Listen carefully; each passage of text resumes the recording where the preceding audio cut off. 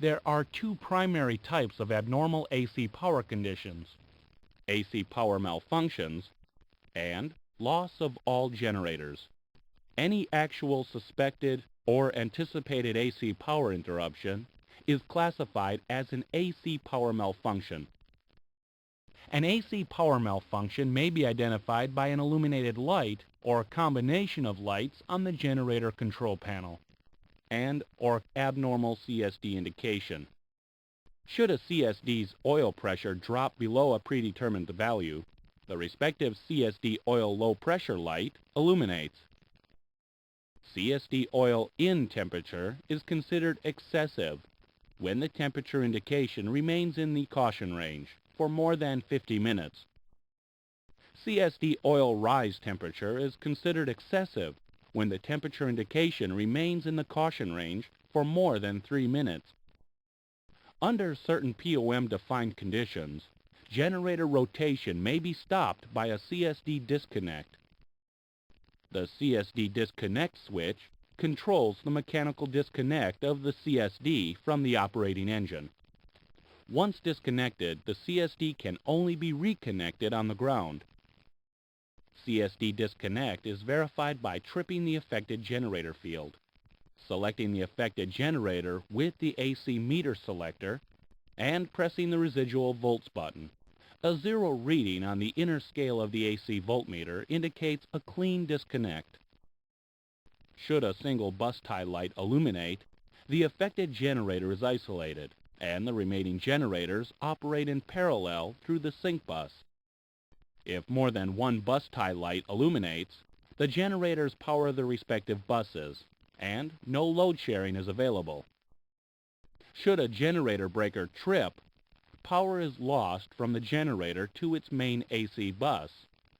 However, the affected bus continues to receive power from the sync bus through a closed bus tie breaker. The affected generator is still capable of supplying essential power. Should a bus tie breaker and generator breaker trip, the main AC bus is unpowered.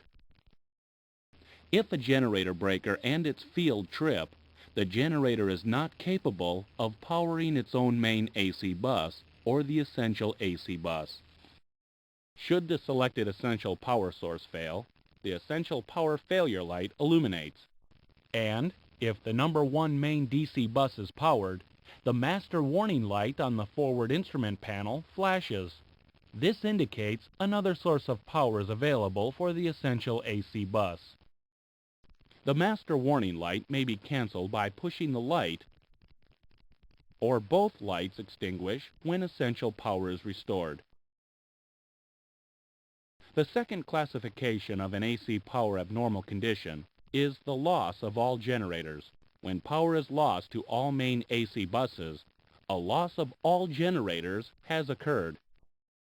If all 3 generator breakers trip, power is lost to the main AC buses.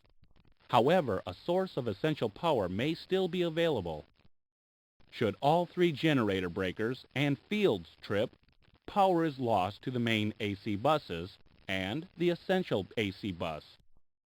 Should a loss of all generators occur, the aircraft battery powers the battery buses, the static inverter, and the standby horizon if the battery switch is in the on position.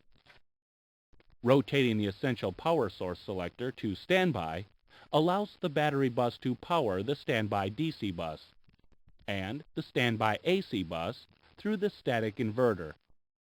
With the DC meter selector in the normal TR1 position, failure of the number 1 TR is indicated by a 0 reading on the DC amp meter. The DC voltmeter displays the bus voltage, which is maintained by the number 2 TR. With the DC meter selector in TR1, a failure of the essential or number 2 TR is indicated by a higher DC amp meter reading. Rotating the DC meter selector to the essential or number 2 TR position will determine which TR has failed. The electrical fault annunciator panel provides a visual identification of certain electrical faults. This panel is used by maintenance as a diagnostic aid and should not be reset by crew members. Now let's try a few questions from the abnormal section.